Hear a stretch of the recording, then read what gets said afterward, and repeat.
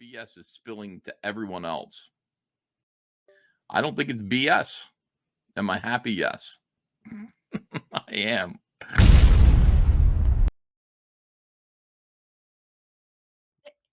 What is up, guys? We are live. Coming at you. Hello, everybody. How are you? I'm going to interrupt Gene. Yeah, you always do that. You fucking bitch. Stop it. So we actually have quite a bit to talk about, guys. First, we're going to do EVS versus quartering round 2. We're going to watch a video that I've done, and then we're going to get into something a lot more interesting. What appears to be a scam pulled on CG. I mean, I think it's a scam. I think it was CG creators and non-CG creators. Yeah, so exactly. We'll be clear about that. I'm not everybody. Hi, Wendy. How are you? Nice to see you in the chat.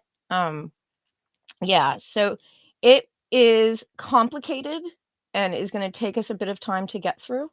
Yeah, but we're gonna do that last. First, we're gonna watch EVS versus quartering round 2. Yay! Yeah, so let's just go ahead and jump into that. If you haven't seen the last video I made, it looks like the beef between Ethan Van Criver and the quartering has continued. The quartering decided to sneak onto the Jack show, and EVS EFAP'd the quartering's appearance. Both YouTubers used their airtime to defend their previous statements, which caused the shit show that we covered in the last video. Let's watch. I'm with the chat. How's the queen? The quartering's a cunt. Anybody, if you see somebody mug off someone that's one of your fucking mates, yeah, and then you still chill with that person, then you're just as fucking bad, because you know that that person can turn around and do it to you. Do you think for 1 minute anybody could fucking chat shit about one of my fucking mates and me still be cool with them? Are you fucking Well, that's mad? the thing. Something, but because I know everyone's turning on me. Guys, when my sister was missing, I didn't even know quartering, and he reached out and helped me like no one else did. So if you want to judge me because I have a soft spot in my heart for the quartering, well then fuck you, because my sister fucking died and the quartering was there and helped me through looking for her. He got so many people looking for her. So if you want to judge me for that, then go fuck yourselves. That was the hardest point in my entire life, and my sister fucking died. Yeah, that's why I said that. So go fuck yourself. You're mad at me for having a soft spot in my heart for the quartering. Go fuck yourself. No. I decided to play this part of EVS's stream first, despite it happening after everything else that we're gonna show. It's definitely the most fucked up part about any of this. As you just heard, Anna gets very emotional. Some British guy who calls himself Captain Chokeout. I'm not joking about that. This guy gave himself that name. And apparently he's known for challenging people to IRL fights on streams. He tried stating that they all need to hate the quartering because he talks shit. Anna states that the quartering was there for her when her sister went missing and really helped her out. For those of you who are unfamiliar with the event, Anna's sister was found dead from suicide. What Anna is saying is pretty touching, and after her sister's suicide, a group known as War Campaign was harassing Anna about her sister's suicide. This was unanimously seen by the community as fucked up. But was there anyone in particular from War Campaign who was the main cause of the onslaught of harassment Anna received? There was, and it was the now DED, dead Testify HD. Testify had even been called out numerous times by Ethan Van Sciver as the main guy going at Anna over her sister's suicide. But don't take my word for it. Let's hear what EVS had to say about Testify a little less than 7 months ago. Yeah, okay. So, it wasn't until they started making fun of Anna's deceased sister and refusing to stop that it actually became a real problem. And that was more Testify HD, wasn't it? That was more Testify HD and friends. Testify's harassment was so bad that EVS straight up kicked War Campaign out of Comicsgate, which many people applauded him for. But even after Testify's relentless attacks, EVS could be seen on streams praising Testify. I started to visit John Delarosa's channel, and Testify HD would be on there. It was very funny. I don't know. It was just it seemed like he changed a little bit, and he was. I found him to be tremendously amusing. I'm not one to think that people have to choose sides when their friends are fighting, but EVS wasn't friends with Testify, and EVS admits that Testify was the #1 person harassing EVS's own friend Anna over her sister's suicide. I really don't think there's any defending that. It's fucked up. It's a betrayal of trust and loyalty that one should have for someone they call a good friend.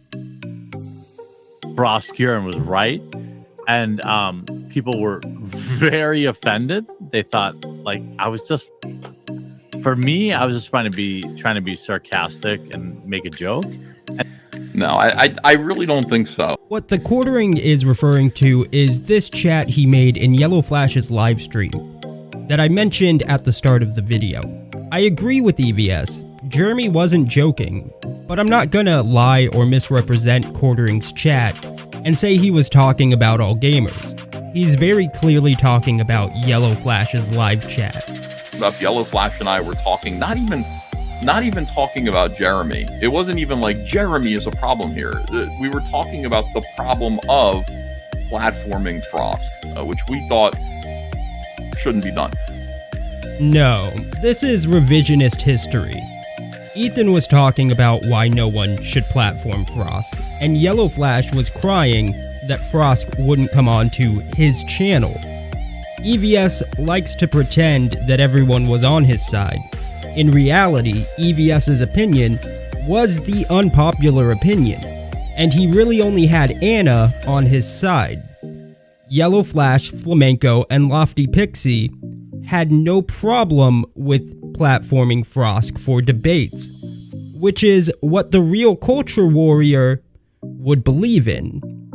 Yellow Flash was just mad that she chose the quartering and not him. I feel like, in all actuality, I pose a threat to a certain branded YouTube grifter. Because I kind of just, I'm not here to YouTube grift. I'm definitely here to make money from YouTube. You know, I love the super chats. I appreciate them. I'm making videos. I'm making content. But really what I'm here to do is fight the culture war. EVS tried differentiating himself from those he considers to be YouTube grifters by stating that he is honest about wanting to make money. He is honest about wanting to make money, but he goes about making money in dishonest ways. I know EVS went unscathed from the Dynamite debacle, and I'm not really sure how. By all accounts, in any other community where their leader is caught lying to the audience by doing business with the same industry that the community is fighting against, that leader would be thrown out.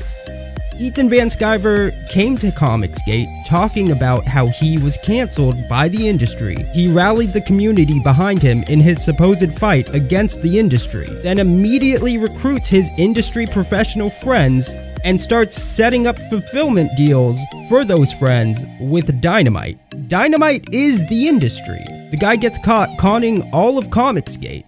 This guy's grift is 1,000 times worse than any of the people he labels as grifters. Furthermore, he also just stated that he's here to fight cancel culture. Was he fighting cancel culture when he labeled Nurkish a Nazi to get him canceled out of Comicsgate? All over a joke someone posted in his Discord of an ashtray with the captions, "My last Jewish girlfriend." How about his pro-gatekeeping stance? Or most recently, his pro-safe space stance? He can fool himself, but don't let him fool you. Someone who regularly participates in cancel culture tactics and holds those ideologies about gatekeeping and safe spaces is for cancel culture. It isn't a matter of whether or not the stuff is good or bad. It could be great. Here's the thing. Here's the tricky thing about it. What if Disney puts out stuff that's wonderful right now? They're putting out great movies. They're putting out great Star Wars. What if that's true? Then your entire point about them being evil means nothing. It doesn't. You got to be honest with your audience. So if you're honest with your audience and you're a reviewer, you've got to at some point just acknowledge that what they're doing is good. But when you acknowledge that what they're doing is good, you're sending people to go over there and see it. You are hurting your own credibility. You're hurting your purpose. This is wrong. You don't hurt your credibility when you are truthful with your audience when Disney puts out a good product, especially when you've pointed out bad products in the past. This builds your credibility. What hurts your credibility is when you've built your audience off of shitting on the bad, like EVS did when he made numerous videos on Disney's Star Wars trilogy, but then go radio silent when Disney puts out good products, which is what EVS is advocating for right here. So what if Disney or any company you've taken issue with starts all of a sudden making good movies? What's the problem with that? Isn't that what we've been fighting for? I thought most movie viewers or gamers don't want to deal with the politics. Why are we advocating against supporting good products? What should we buy instead? You could invest your money in one of EVS's books. You are guaranteed to not have to deal with politics in Cyberfrog books. But that's mostly because you're guaranteed to be dead before it ever fulfills. If you back it, make sure to write it in your will and leave it for your kid. I have tons of love for Anna, and I would never hold it against her. But I also understand she's in this weird... That is a night letter. I have tons of love for Anna, and I would never hold it against her that she's friends with Ethan. Why would you say that? That is a warning, Anna. In case you didn't catch that. That is a warning. I would never hold it against you that you're friends with somebody who I'm going to war with for some reason, or I really dislike and I want to go away. That's not a threat. It's literally the exact opposite. Plus, Quartering has never said that he's going to war with EVS, despite EVS trying to spin that narrative. I'll tell you why someone would say that. It's called being a considerate friend. It's called being reassuring. The fact that EVS interprets Quartering's words as a threat says way more about Ethan than it does about Quartering. This is a bizarre, manipulative narrative. Why? Well, I mean, Anna's important because when people do polls about who is the most influential member of the Fandom Menace, surprise, it's Anna. Anna is number one at the top of the list. EVS flat out states why Anna is an important person to have on your side, and tries to assign it as to why Quartering wants to sever a wedge and break Anna away from EVS, which is a nutjob conspiracy theory EVS just made up. However, let's say the conspiracy theory is true, even though I don't believe it is. But let's go with it. Quartering could want Anna on his side for any number of reasons. Ethan is the one that looks at Anna as a meal ticket. He's the one who looks at her and sees her subscriber count.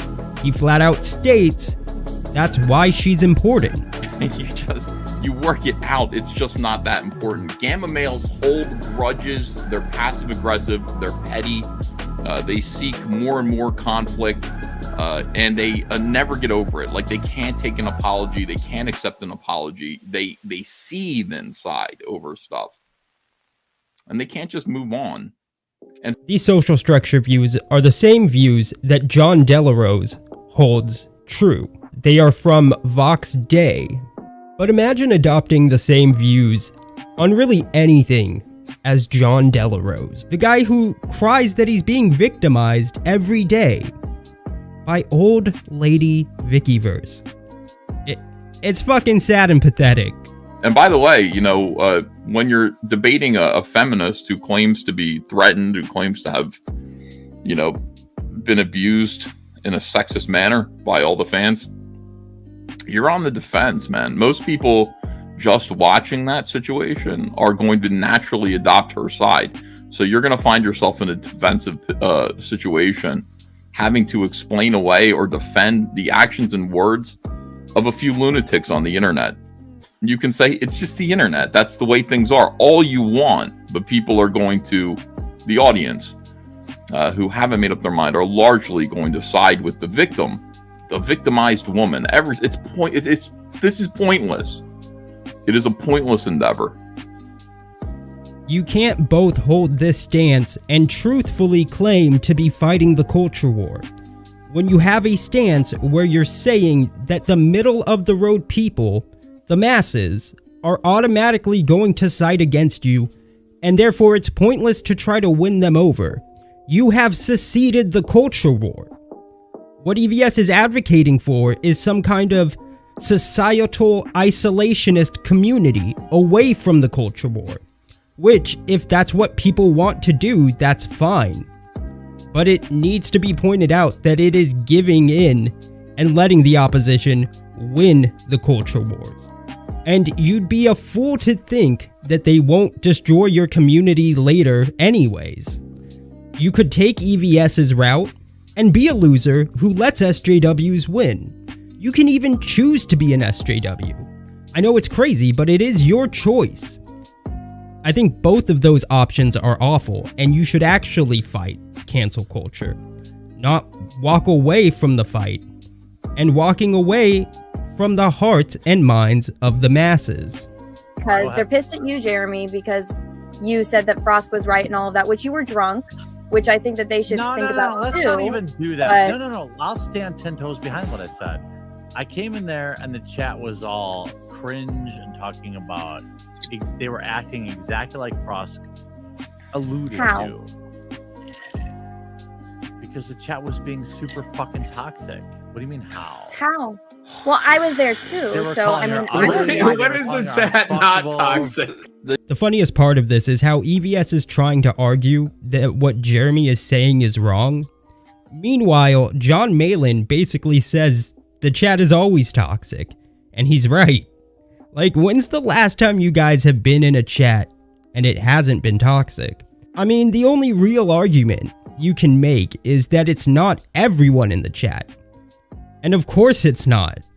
But if you're mad that he broadly said the chat instead of trying to list down each individual, saying some fucked up shit, that's dumb.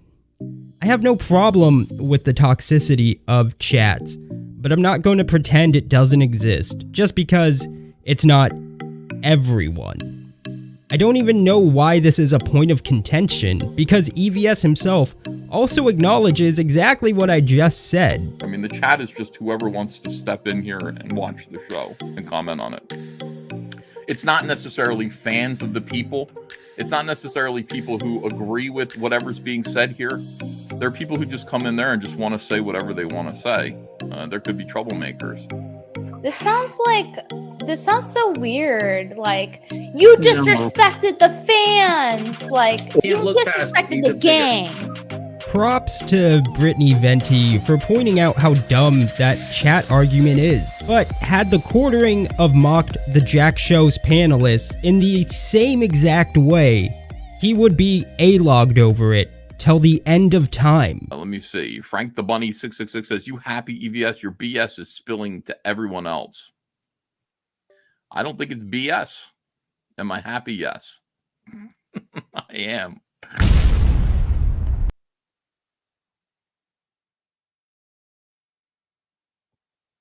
So, that was one hell of a video. The delicious irony here is Ethan was just on Lunga's stream talking about the quartering. And on this stream, he said, I stopped talking about the quartering when he decided not to platform Frost. Well, the live stream, the Jack Show, EFAP, happened after that. Well, after that, yeah. Well, after that.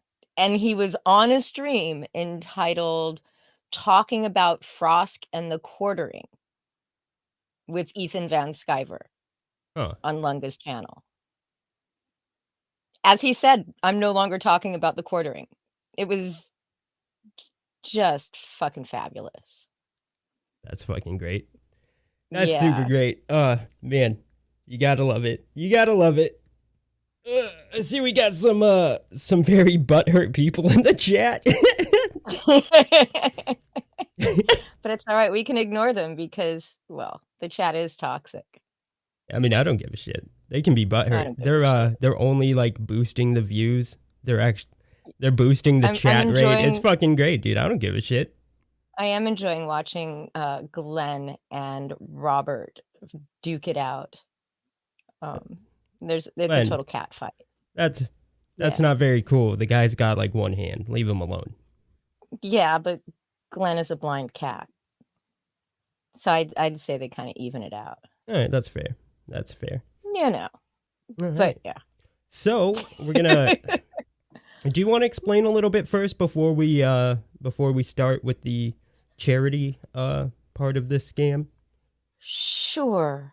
The charity itself revolved around two creators. One gentleman by the name of Randy Zimmerman and another young man by the name of Luke Stone.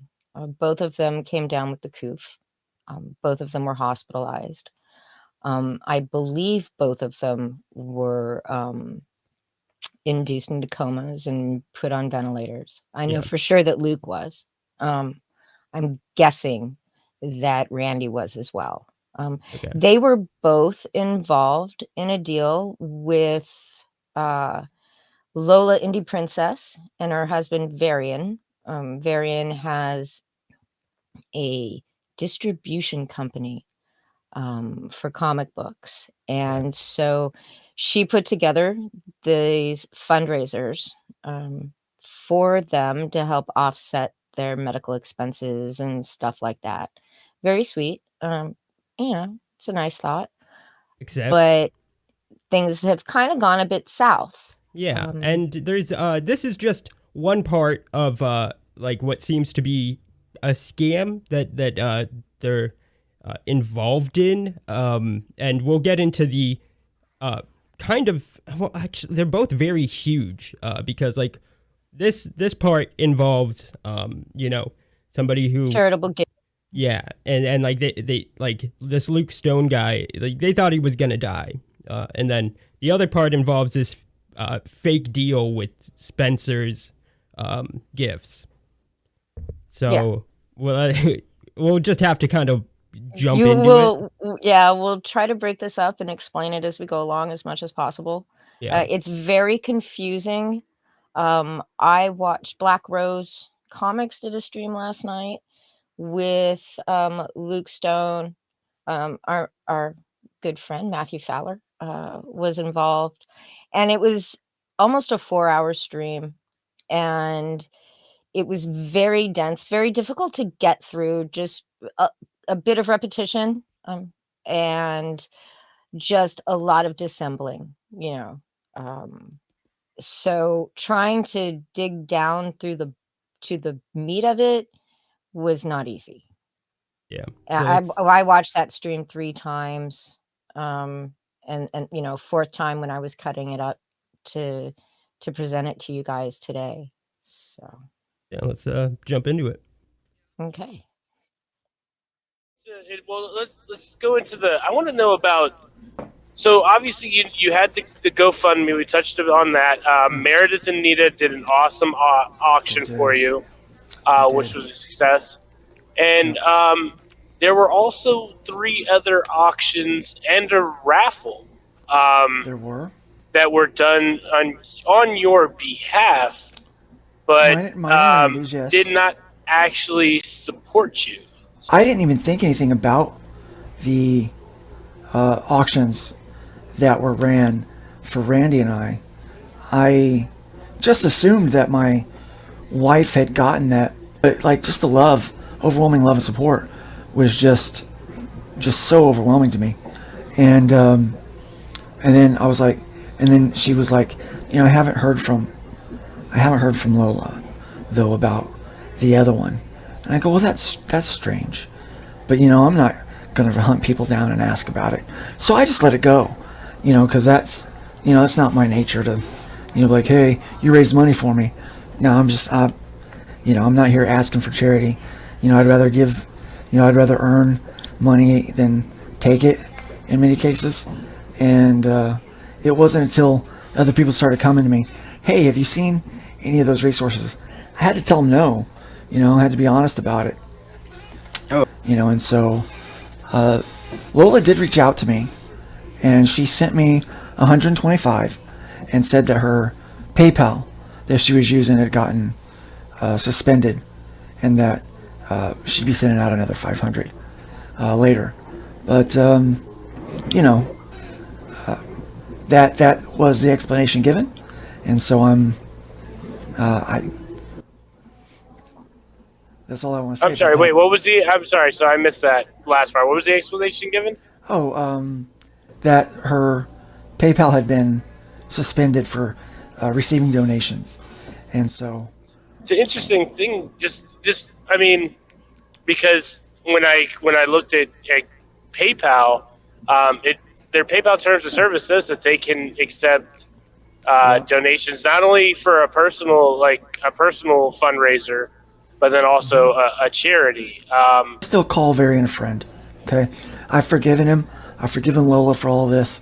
Last week, you guys shared some bits of conversation that I had where Lola was very disrespectful to me. But I've forgiven him, and I'm praying for Varian's health. And I still, everything in me hopes that the deal was real and that it was just sorely mishandled. That's where my heart's at with it. So,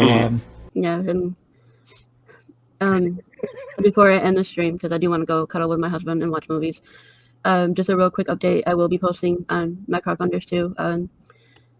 Book should be in by the end of the week. I'm going to do my best to get it out to everybody as quick as possible that I can.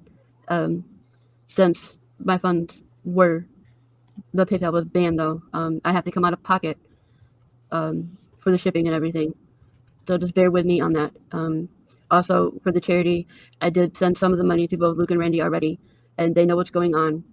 And those of you who want to start bullshit over that too, I posted the proof about that a few weeks ago when it happened and everything, and don't worry about it. It doesn't concern you anyways. I mean, the people that donated, yes, I understand you want to know where the money went. The money is locked up in my PayPal. It takes almost 6 months to get from them in check form.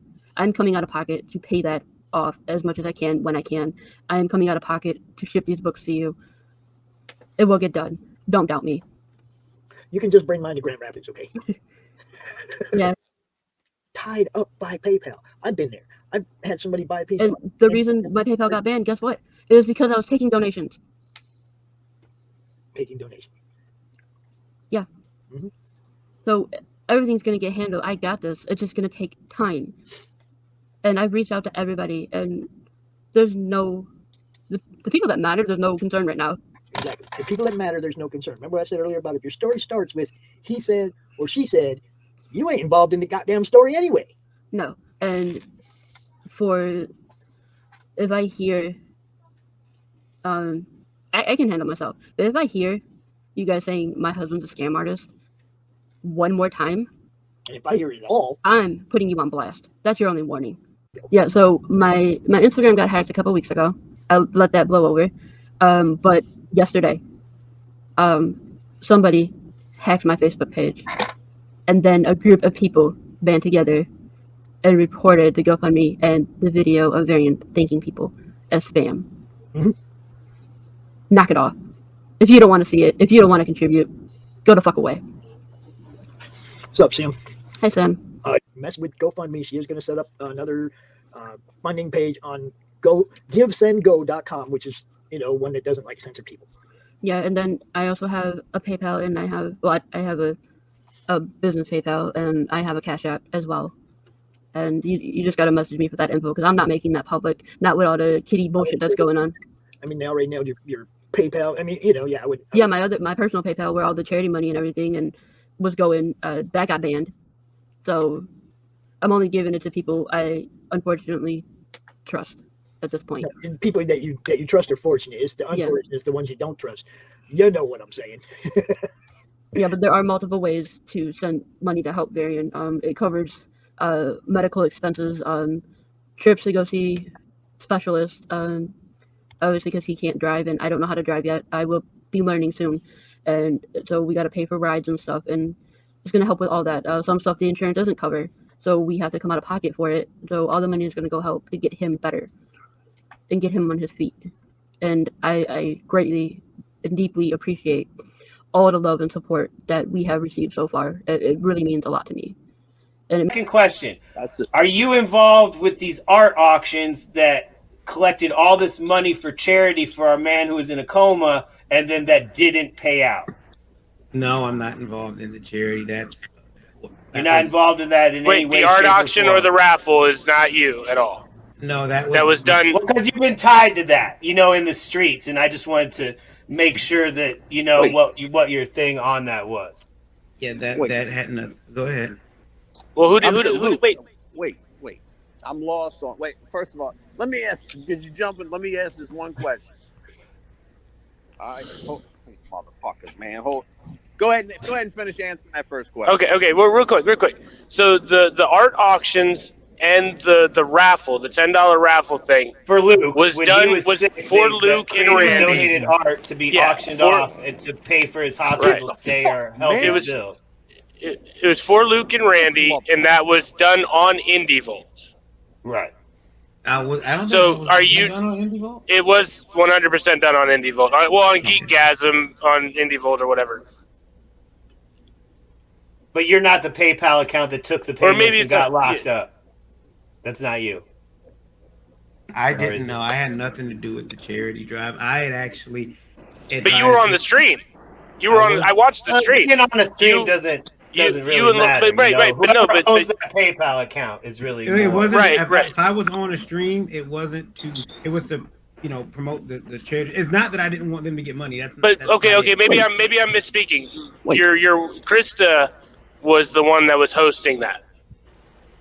So maybe not you personally. But not you personally. But that is your wife. So technically, that's. She can come back if that's her that's dealing with the auctions. We can talk to her. Yeah, go ahead. I'm sorry. Now, I know some people are asking questions about the charity thing. Let me just say this. I know money was being raised by Lola for Randy and myself. Very grateful to everybody who jumped in and donated for the auction and who gave on the raffle and all of that stuff. She was in contact with my wife to a certain point, and then I think with kind of with the kind of the mess of everything, communication stopped. But she has given me $125, and with the promise that there's $500 more coming when the account gets unfrozen. And so I don't want anyone to come out of pocket for me. That wasn't the point of the charity. But I know Randy and I will definitely be able to use that. But more than anything, I'm grateful for the heart behind the fundraiser, and I'm grateful for everybody that jumped in. And I'm not trying to cause beef. I want everyone to know that. And spurring that on, it was her hosting it. That's your wife. Legally, technically, all that shit. You guys are kind of the same entity. Can you find out what's going on with those funds that were raised, and work on getting those to these guys? $500. Better yet, I can tell you it's $500 total each person, because she raised like $1,000. So she told me that she's gonna split it 5-5. I think that was from just the auction part. Though I'm not sure if there's any more. I don't want to speak for her, so please don't quote me. But she's not in the room right now. So Eric says she'll come back. If this issue is pertaining directly to her, she's welcome to come back. But I told her, and by the way, too, I want to put this out there because she said my husband told me not to do the auction. I didn't want her to do the auction, not because I had anything against Randy and Luke. It was just that she did it kind of spur of the moment, wanting to help. And I knew that if she was accepting payments through PayPal, that would be an issue. And that's exactly what happened. But it shouldn't be an issue because PayPal allows fundraisers. They allow donations. Like, I looked that up on PayPal's terms of service. So I don't know why they would have done it for that unless they did it for another reason. Because Luke was told, and we don't, obviously, you know, you can confirm this with her, that the account was frozen before the auction ever happened. So just want to answer Marsupial Gamers. If you paid attention, well, I mean, at all, this is a new topic. We talked about how we're going to be talking about a couple different topics. I explained what the topics were. We already talked about EVS. Yeah. So, yeah, you're just a little behind. What... That's really is just the tip of the iceberg, guys. Essentially, they set up these GoFundMes for that was Luke Stone. I think is his last name. And I think he had his own GoFundMe. Yeah, but then there was also Randy Zimmerman had a GoFundMe. Yeah, as well. And then Lola and the Princess is set up this charity auction and raffle for Luke and Randy. Now, here's the thing. For donations, PayPal does let you take them. There's nothing in the terms of service of PayPal that says you cannot take any kind of payment in for charity. Now, where I think the problem may have come in was the raffle. Because that is against... it's considered gambling, and it is against PayPal's terms of service. Yeah. Now, how PayPal found out about it, I don't know. Yeah, and that's what we're saying. Now, don't get me wrong. I don't think they were going to get that money regardless. Just because these people don't seem right. I don't know, like, if the red flags didn't set off, but to describe these people, Varian and his wife, Indie Princess, Lola, not Tug's wife Lola, but a different Lola. Way too many Lolas already in Comicsgate. They're clearly fucking drug addicts, guys. I don't mean to say that just like to be insulting. Lola, you can hear her talk. She's obviously missing teeth.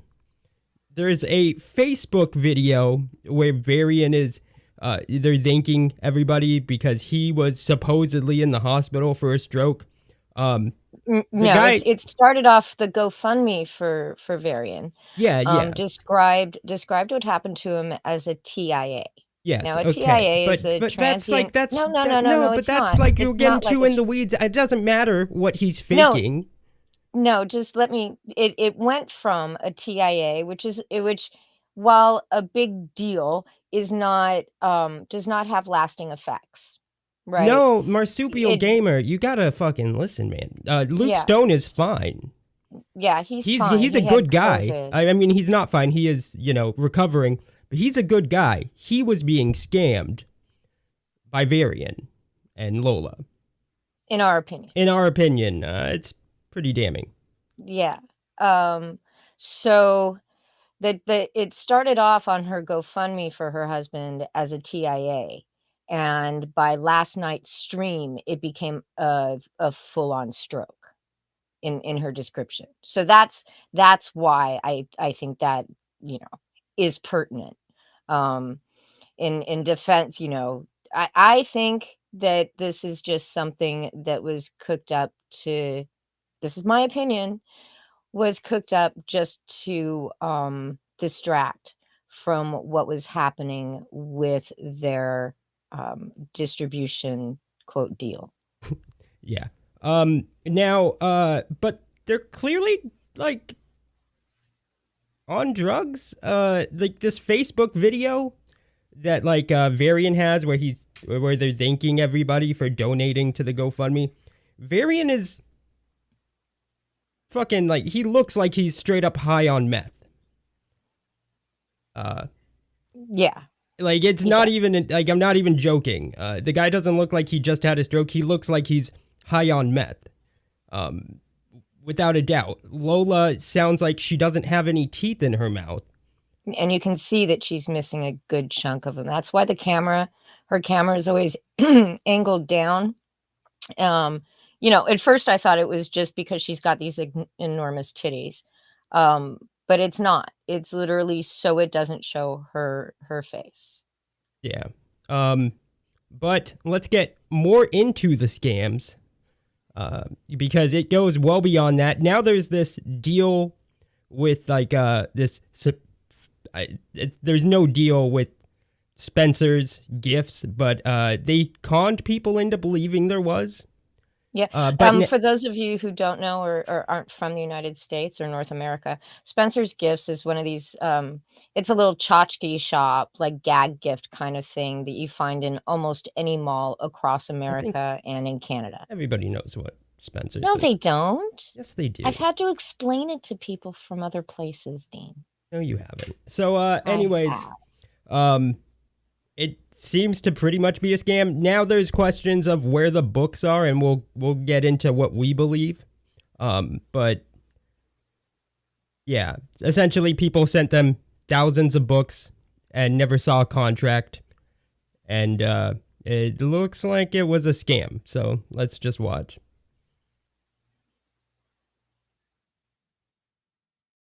Well, let's go into the. I want to know about. So obviously you had the GoFundMe. We touched on that. Meredith and Nita did an awesome auction for you, which was a success. And there were also three other auctions. Sorry. Did you just start the wrong I one, did. Dean? I did. You're At the end of the always day, boomering we're still- something. You know, we're stuck with these books. And, you know, in my situation, I went ahead and did remastering for the first 5 or 6 issues. And part of that was under the expectation that these books were going to have to be ready next month kind of thing, this, you know, sequentially. And so I worked with my creative team and I said, look, there's checks coming in. First check will be in October, September, you know, in that time frame, September, October. And then so the next check will be in, you know, 30 days later, so on and so forth. And I said, so let's, you know, if you could do the work now, I will pay you a premium when the checks come in. And so my creative team agreed to that. And so I did, you know, I did agreements with each one of them for that. Now I'm financially screwed at the moment because I owe them that money as promised. But those checks never came in. Month 1 never came in. I've been throwing flame from the chat, man, because y'all been talking for 45 fucking minutes. And all I've heard about is medical conditions and fucking strokes and COVIDs and all that shit. And you know what? I'm sad about that, you know, but this is about business. A business deal got fucked up. And nobody knows what's going on. You're the guys who brought the deal, right? You're the guy, right? I'm the guy who, So I just want to address this. Yeah, no, and we're going to talk about that. We're just, you know, kind of starting from like the start of the B-Rose stream yesterday. So the deal came to, yep. So what's the origin story? How'd the deal come about? Let's just start at the beginning. I guess the quick version, and you guys forgive me, it's getting late, so I'm... No medical conditions or anything, just straight up business. I understand. Like I hollered at Spencer's, showed them Blue Eyes, whatever, just the business. You know, So, like because the emotional baggage is acting as like a defense for us not to get to the bottom of like what the fuck this business shit is. You understand? There was a point. Did you want to talk about that, Vicky? I'm sorry, I wasn't paying close enough attention. Jesus, Vicky. There was a tiny little space. So oh no. Okay. In the contract, right? Or was it? There was a contract that was signed that was basically, or this contract with Spencer's. There was something in there that said that after the first print run, the publishers were supposed to receive a payment before a second batch was to be printed. Is that correct? At least that's something that I heard. I'll say this from my perspective. No, we knew that we were going to have to cover 2 or 3 months of print run before the first checks would come in. But it was supposed to be 45 days from the day they were invoiced. And so that's why JD was waiting for an invoice, because he knew it was going to be 45 days from that point. And so we couldn't afford, I couldn't afford, but many of us couldn't afford a 4th month covering the print runs before we knew the first check would be in. In our private, our DMs and everything, and everything that me and Luke had talked about, he said, I wanted to believe this deal. I had variants back the entire time when everybody else didn't. I was the one, I loved him like a brother. We were close. We were this. And if anything, he said that this was just an extreme disappointment for him. And that, he wished this didn't happen. And in that conversation, you said that you had mailed the night before correspondence with things redacted and watermarked with my name on it. So, when I showed it, because I was going to, I had your back. I was defending you. Of course I'm going to show, look, I've got receipts. He's not lying. Of course I was going to show that. But it's been 3 weeks and I haven't got that. Really? So, so at this point, when that never showed up, man, I didn't have any choice but just to step away and say, okay, I've got to get these books because I'm massively in debt from this deal. And I got to make something happen. Like, who did this? Who signed off for their paperwork? Yeah, and that was another interesting thing that Dojo brought it to my attention today. I never signed anything for the drop off or the pickup. There was no bill of lading either way, and I believe even Luke had brought that up to me. Yeah, and I will say this, which is why every one of the people in the deal think that it's BS that Spencer's ever grabbed the books. One of the things that JD was always very clear about was that he was not going to send in the second month until there was an invoice sent to Spencer's for the first month, because that got the clock ticking for the 45 days. And the problem was that JD never saw an invoice, nor did we see any video of the books being picked up by Spencer's. I want to hear some answers. What's the deal? How did the distribution deal start? How did you trick 6 creators into printing out tons of books and sending them to you? I want to start at the beginning. Let's just cool down real quick. You don't know what bad business does to people. Motherfuckers out here in these streets grinding, giving everything they got to make these books. Exactly. And your con artists just float in on the grift stream and just fucking start jacking people. And we got questions. No. All right, the chat is lit up asking for me to come in here. Why? Because you guys did nothing but talk about medical conditions for 40 minutes, and we don't even know how this deal began. So what happened was, I started Liberty, the company, in 2015. Right.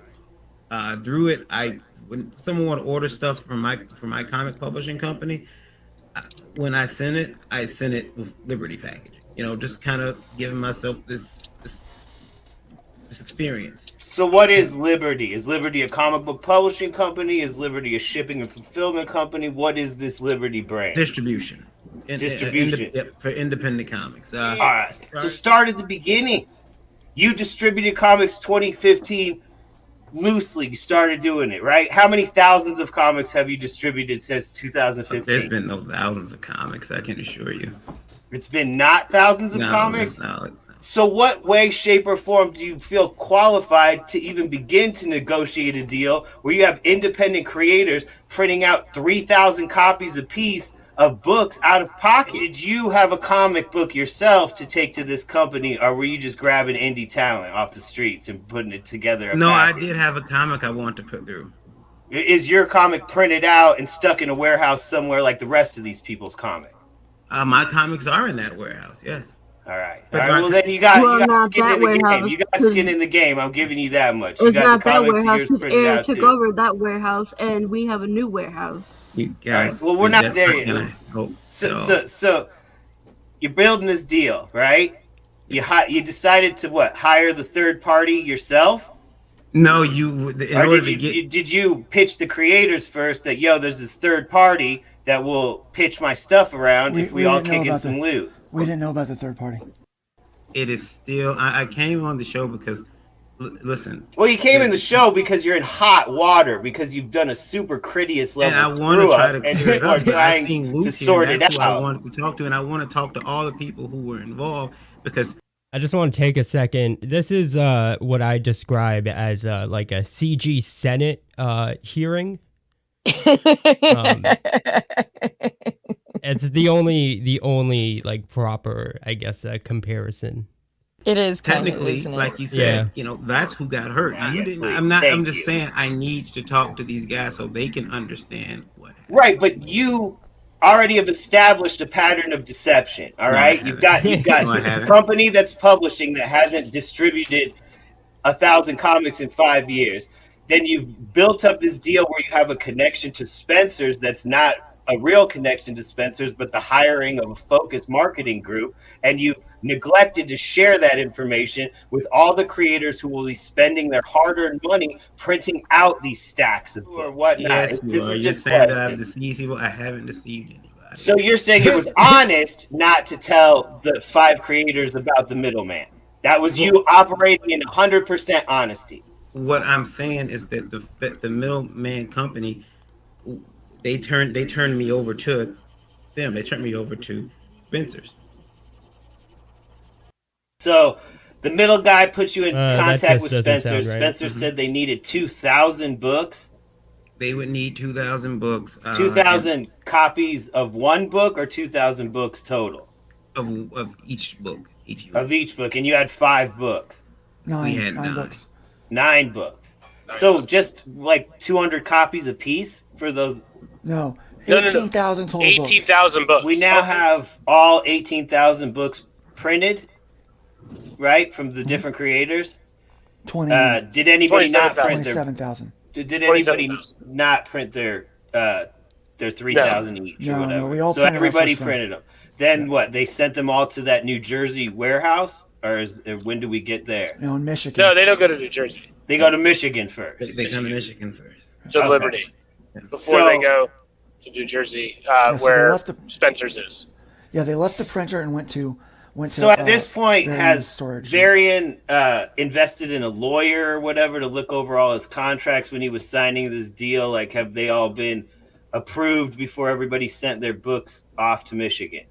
I had been in touch with a lawyer, who had looked it over and said the deal was, like everything that he saw was legit, and I was covered.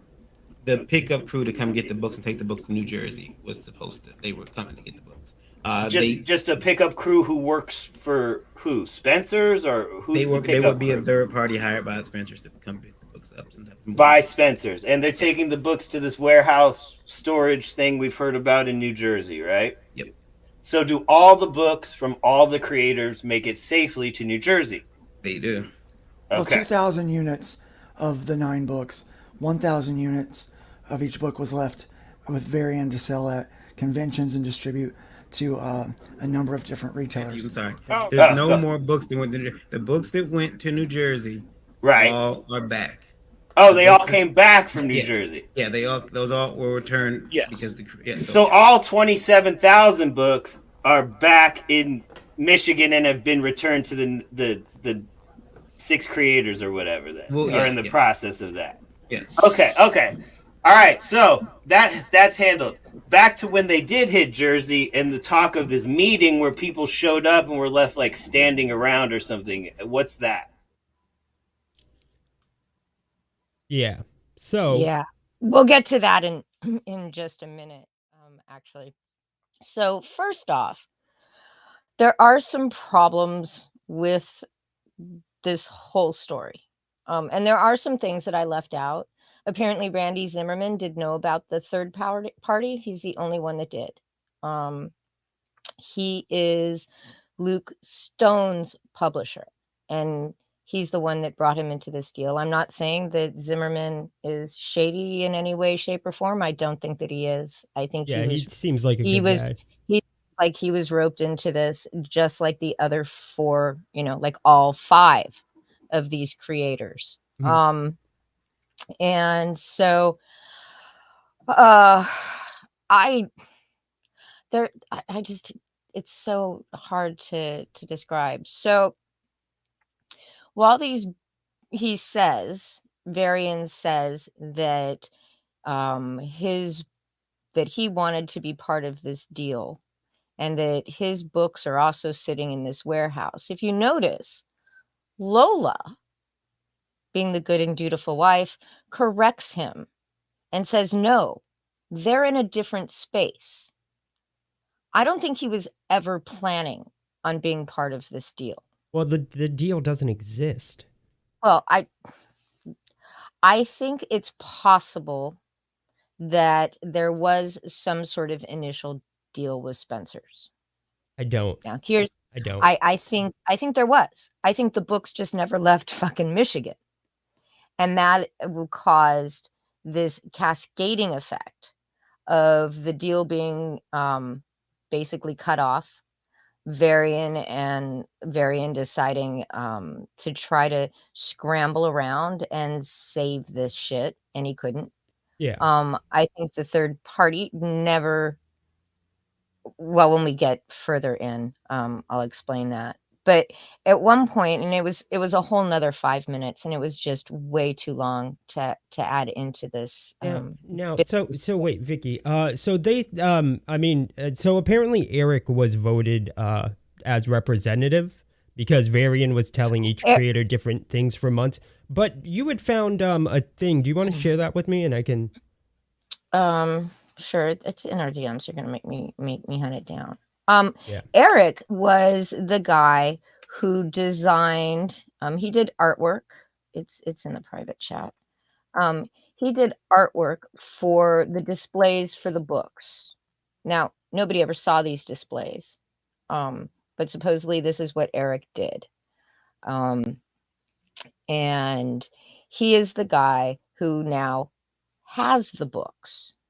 He is the keeper of the books now that they have been returned from New Jersey. What makes this even weirder, okay? And I'm not saying that JD Calderon is shady in any way, but this should have been the first red flag. So he was.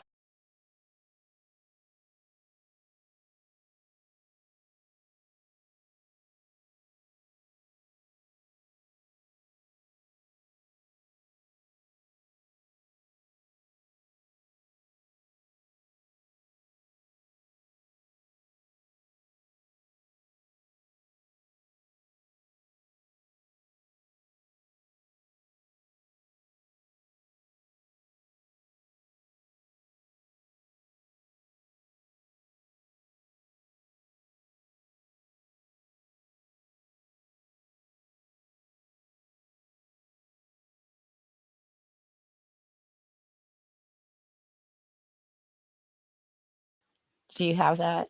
No, Is that what you're okay. looking Sorry for? about that, guys. Okay. No, go on. What were you saying, Vicky? What were you start from the beginning? I found a couple of tweets from, well, I found one. Somebody else shared with me another one from the end of August and into September, I believe, where Varian and Lola were at cons selling these creators' books. Yeah. Actual photographic evidence of them having been sold at these cons. This was part of the deal, right? So I don't know how much money Liberty was keeping from each of those books that they sold at the con. They were going to be getting 25 cents per book on this Spencer's deal. Yeah. Okay. Now it turns out that Brian, who is the guy that drove Varian to the warehouse when the books were being picked up by Spencer's to be shipped to New Jersey. Eric Hodson, who was the art guy that did the displays, Luke Stone and Varian all knew each other from Terraform Comics. I don't know anything about Terraform Comics, but it was some sort of distribution publishing thing. I know what they paid Anthony for sales of God Hand, 50%. That's what 50%. CG Metalsmith. Okay. So they were keeping half. They were making 50% off of their sales at the cons. I don't know what they were selling the books for. Yeah. Right. But that's a pretty good freaking deal right there. So all these people already knew each other. Well, at least the ones involved in the business side of it. Yeah. Well, I mean, they say that Eric is a good guy. So I don't want to make it. Yeah, I'm not going to disparage Eric. I don't know anything about him. Just like I don't know anything about the Brian guy. But you know, I'm just pointing out that these people have known each other for quite some time. And it looks like Varian was involved in this Terraform Comics at the same time after he had already started up his own distribution company, which was the Liberty Distribution. What's up, Red? Yeah. So, should we get into the second video of this? Yeah. So, the second video is starts basically with their trip to Egg Harbor, New Jersey, to do actually an even larger deal with Spencer's, even though they still haven't been paid for the first shipment that went to New Jersey. And before we do that, yes, like I said, I don't want to disparage JD, but this would have been my first major red flag. He was chosen as a print broker to find printers near the Spencer's facility so that I guess it would, it would cut down on shipping costs and all of that kind of thing. So that they'd be printed, hopefully somewhere in New Jersey or New York. They'd go straight to Spencer's, but that's not what happened. They were printed, and each creator was responsible, but from what it sounded like on the Black Rose stream was that JD was the one that brokered these print deals. And then all of these books were sent to Michigan instead of being sent straight to New Jersey. That is weird. And yeah, and then if you listen really closely to the part of the stream where Varian is describing it being picked up by this truck for Spencer's to go to New Jersey, he actually says in a very roundabout way, and it takes him about 5 minutes. He meanders his way through it. That he left the storage unit unlocked and open. His medical condition, it was late in the day, it was getting to him, and he left. So he says that he saw the truck, and he also says that he left before it got there. Okay. And if he left before it got there, that would explain why he actually has no photographic evidence of anybody picking up those books to go to New Jersey. All right. So yeah. There you go. Well, let's oops, this is not going to be There good. They had kind of told me they were going to be doing and they mean the people from Spencer's, and they were like, great, we're going to do this big rollout for OBS you. again. It's, right. It's going to be big. How we're can gonna I be doing? I'm just one sitting in here. California and one in Well, you gave New me York. the I believe it was clips California. like really late. Right. It was, and they said, I'm sorry, but it took a really long fucking time. You It should was be a sorry. long There was- stream they with had lots of kind editing. of told me they Dean. were going to be doing well, this and is still your trying fault. to people from and Spencer's, still trying to and they were keep like, great, everything we're in gonna context do this is big not rollout easy. for you. It's right. It's big. We're going to do one in California and one in New York. I believe it was California. Right. It was, and they said, and I didn't. And is this when you guys were having the stands designed or whatever? The stands are being. I think stands have been designed and done at that point. That was early on. Those stands were to be these are used in early this on. big distribution push that was planned. Okay. The plan was originally that at the end of August, we would be in New York at one of the Spencer's location for the official launch of the books being sold. Mm-hmm. And then that turned out to not be the case. And so they were going to meet with the officials there at Spencer's. And then to capitalize on the trip, they Calderon and I think Rosario set up some kind of a pop shop thing where you pop up a shop and you sell books. Yeah, whatever. I'm aware of so pop like a little shops. mini, so like a little mini convention thing or whatever. So they had that set up for the next day. We get out there and I got a call, and we're sitting in a restaurant and I'm like, oh, okay, well, let's, we're coming down. Wait! I thought you were sitting in the parking lot. No, we went to go eat before. We went to the restaurant. Everybody met up at a restaurant down the street. I was told, hey, look, we're sorry. We're gonna make this up to you. We will get you the contract, the amendment to the contract tomorrow, because this is, you need to sign this because this is gonna be big. And what were they amending exactly? They were amending up from the previous 2,000 units to 17,500. Oh, so after the no-show due to medical conditions, they were like, it's all good, we want a bigger order. No. This is why I went there, because we had rumblings that they liked it and were willing to increase the order. This is why I went. Okay. So because they wanted to up the order from 27,000 to what again? I forgot that second number. From 2,000 to 17,500. Okay, yeah. So that'd be stressful. I'm like, okay, this is. I mean, that's a total of 157,500 books. That's a lot of books. The contact was also supposed to show up in Brooklyn the next day, and she never showed. Right, and I told Dojo about that. Yeah, she didn't show. She was supposed to bring the contract, to my understanding. Maybe I'm wrong on that. Everybody went to sign their contracts to do a big signing and got no contract signed, and ended up hanging out at a local shop. The only person signing was me. The other guys just there kind of for support. That was it. Okay. So they weren't supposed to sign. They weren't signing it. But still, they went home with no deal. You know what I'm saying? But okay, so what it was explained to me was they all showed up there in the first place because what it was expressed to me was that you told Randy that the execs at Spencer's wanted to meet everybody involved. So, like, Randy ended up telling everybody during a video chat with the whole group, and then that's why they all bought plane tickets and, like, bought suits and got all set up so that they could meet these execs at Spencer's. That was the reason why they were there solely. And then they did and then JD, Calderon was like, well, while we're all here, let's do this comic book signing, too, after the pop-up signing.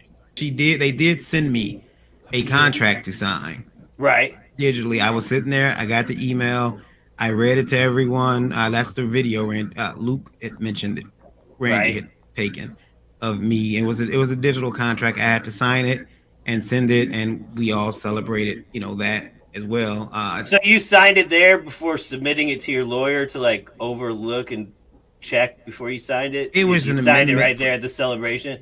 Yeah, it was an amendment for more books. I got to be honest, I was excited, Best of my knowledge, no one there saw the contract. He said he read it to them all just now. But I did flash it around. I could have, but I mean, that's not how contracts work. They're like fucking fine print. That's like the microscopiest Latin weird talk ever. Boilerplate shit. You can't just like see. It's not like a fucking. Is this chick hot or not? You can't just flash it around. Like I did. It's got to be read by people. I did read it. Yeah, I read it out and I signed. Combed over. I mean, I don't mean just. I mean like combed over for. All right, go ahead. So you flashed it around. He says nobody saw it. Yeah, I guess they didn't. If they're saying. Well, I mean, he's got 5 creators. I mean, it's a pretty simple equation. If 5 creators say they didn't see it, I mean, I'm gonna have to go with the 5 creators. Yeah.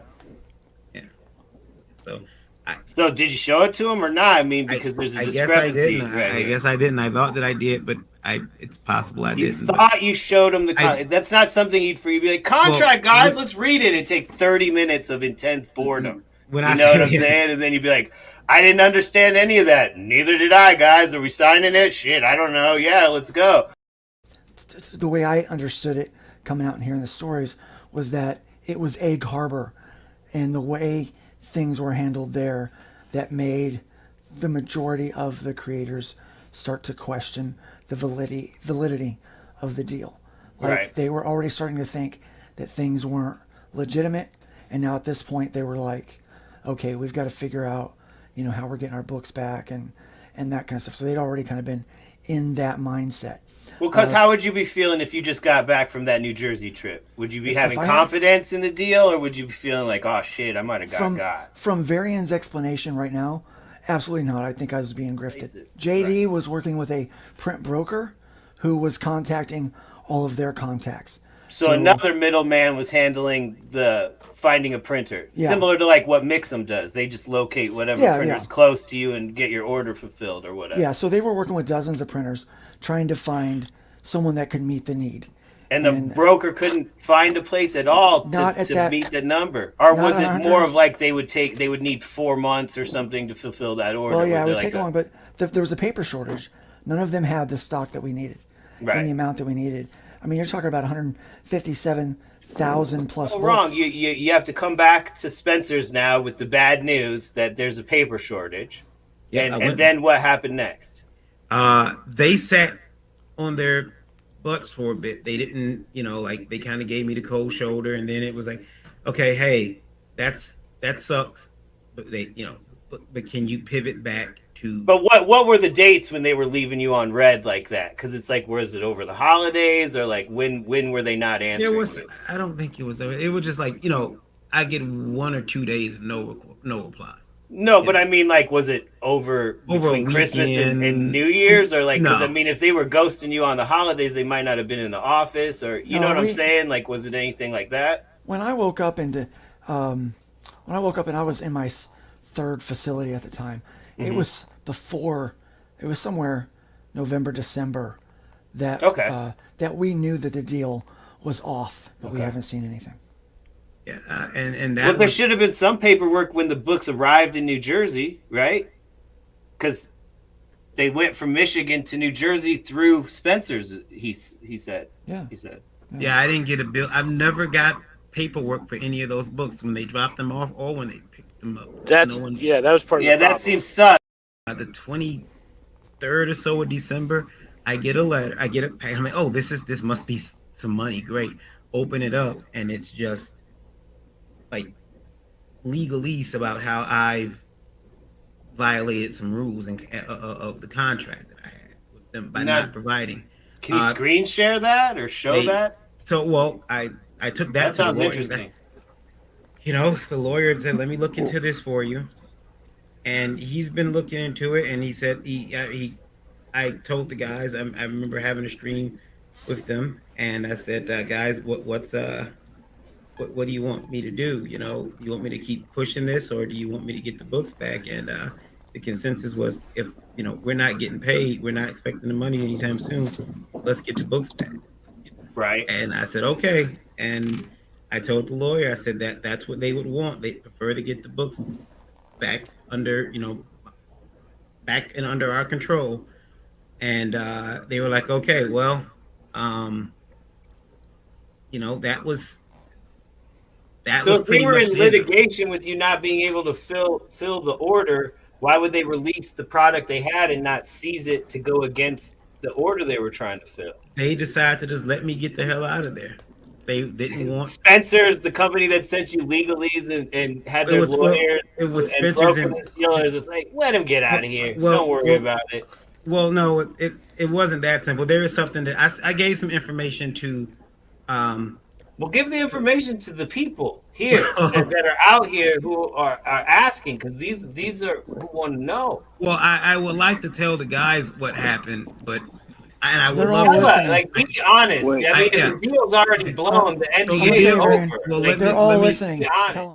Things that there was a display stands that we got for Spencer's to put our books in.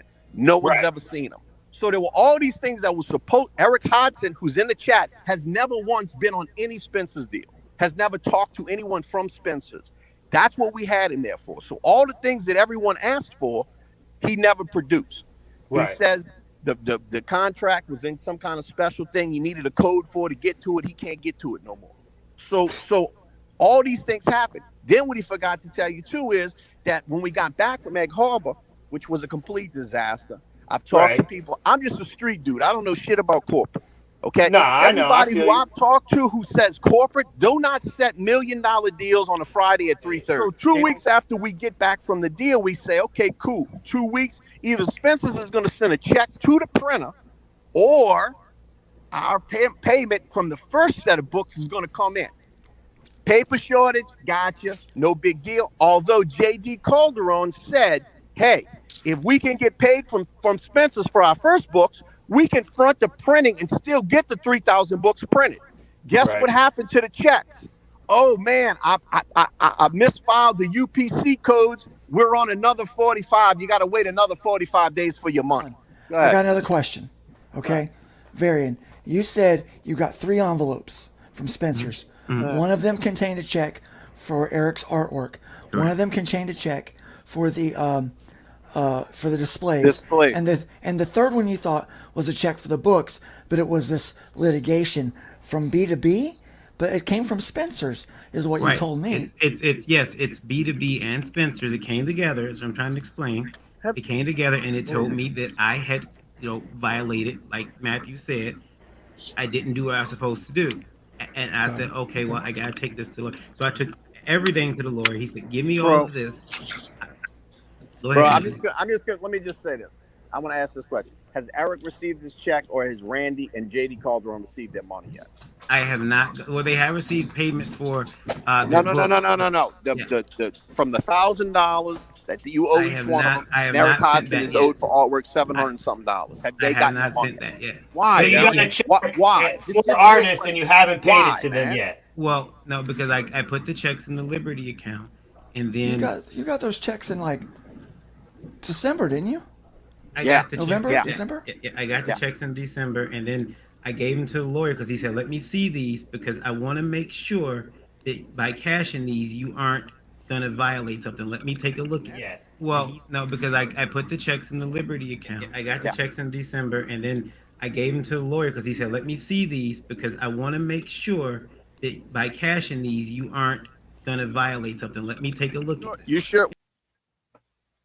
So I just want to point out, he says first that he deposited in the Liberty account, and then when Matthew Fowler, I believe it was, asked him, you got those checks in December. He says, yeah, I gave them to the lawyer. The lawyer told me not to cash them.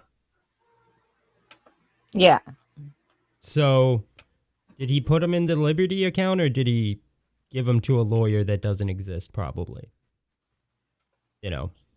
When did you let Eric know this? Because last time I talked to Eric, maybe a week ago, Eric. Oh, and then the lawyer cashed them after telling him not to cash them. That also happened. So, the money's gone, probably. I'd never heard of the check. It's like, bro, you listen. There's either two things here, bro. It's straight up. Either one, it's all bullshit, or two, you are criminally negligent as a businessman. Yeah, it's probably that second choice. Yeah, that's what I'm getting vibes of as well. So this deal went from 2,000 books each for each book, copies, 2,000 copies, to over 17,500 copies, according to Varian. In a contract nobody saw, from a representative that nobody met, and apparently doesn't exist. Yeah. Because calls were made. Spencer's says they don't have anybody at their place by that name, Joe something. And my brain's kind of farting. It's getting late. And I've been doing this way too long. So I get the feeling, and this is, I think my opinion varies slightly different from Dean's. Dean's believes the whole thing was a scam from the beginning.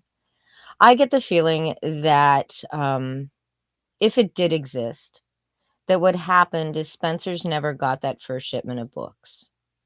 They decided that this, to cut their losses, because basically, they never got them. The contract never went into effect. It's why nobody ever got a payment for anything, right? And that letter in December, if there was one, was probably they them kind of told me they were going to be doing completely and totally kill the deal. Yeah. Legally. So the books have to go back to the creators. They are currently in the keeping of Eric Hodson in a warehouse back in Michigan. Okay. I believe it's in Michigan. That's where they started. They went from New Jersey. They supposedly, allegedly, went from Michigan to New Jersey and back to Michigan. Varian claims that he had to pay a fine, basically pay shipping costs to get them back, because they weren't just going to send them, without having to pay something. And whether that exists and is true, I can't tell you. I don't know. Dojo Khan, he is he audits these kind of things. He's a fraud examiner. And we put three of us put his link to his YouTube channel in our chat. He will be presenting his findings on Sunday. Yeah. I'm interested to hear what his findings are. Yeah. But there are a lot of people that don't exist. Seemingly there's legal documents that are filled with, like Joe Watt. Joe Watt was the name. These legal documents filled with incredibly bad grammar and misspellings. And we do know that lawyers don't necessarily, swing with good grammar and decent spelling, but enough of that on a boilerplate document would definitely be a cause for concern. Yeah.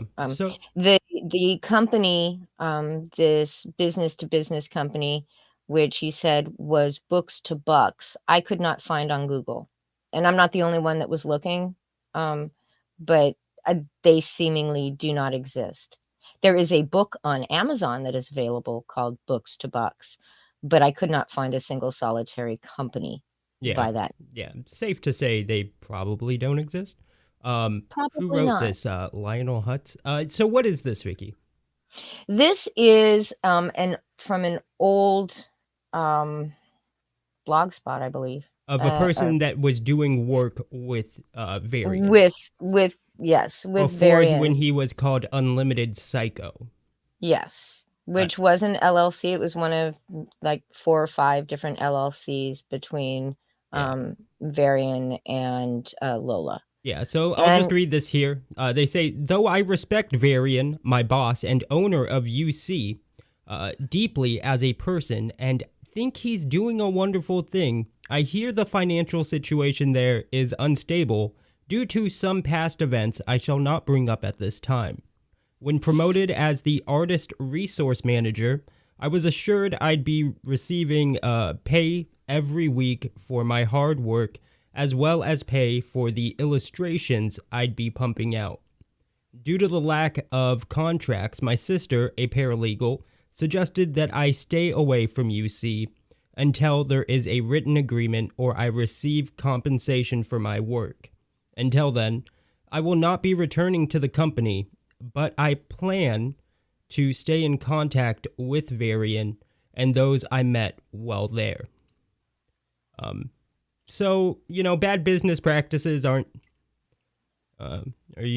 outright fraudulent business practices. Aren't a new thing. The Unlimited Crypto LLC is actually registered as not in good standing with the state of Michigan. So whatever's been happening, whatever happened with that is not good. There is an LLC for the Liberty distribution as well as for IndieVolt. I want to say there was one more that is just not coming to mind at the moment. Yeah. Yeah. but that particular one, the old crypto or psycho, sorry, it's CYKO, is not in good standing. No. But that's about as much as we know. Yeah. And Dojo-kun will have his findings. He's a fraud investigator. And I'm pretty interested to see what he finds. Was that Saturday or Sunday? I believe it was Sunday. Sunday. And Dojo-kun, in my opinion, I don't think those books ever left Michigan and never made it to New Jersey. A company like Spencer's is not just gonna accept receipt of items without paperwork. There would be a shit ton of paperwork involved in all of this, and Varian claims he doesn't have any. I don't know if he does and has shown you something that he says he does not have, but I personally don't believe that the books ever left. Yeah. I think he was in possession of them the whole time. But I mean, we could be wrong. But like I said, that I could be wrong, but that's my opinion. But we'll find out, I guess, Sunday at 9 p.m. on Dojo-kun's channel. And everybody go check out his channel. Link is right there in the chat by Smeagpeak. And Lawyerist Factory. I think that's gonna be it for this one, guys. Thank you so much for showing up. Yeah, thanks a lot, everybody. Yeah. If you have any questions or anything, ask somebody smarter. Ask somebody smarter. My DMs are always open on Twitter. Remember to please go subscribe to Dean's channel. He's been putting out some great videos the last few weeks. And they've been making people upset. Yes, indeed. And yeah, go subscribe to his channel, then unsubscribe and head on over to mine. And yeah. All right, guys. Thanks so much. Have a good one. Bye.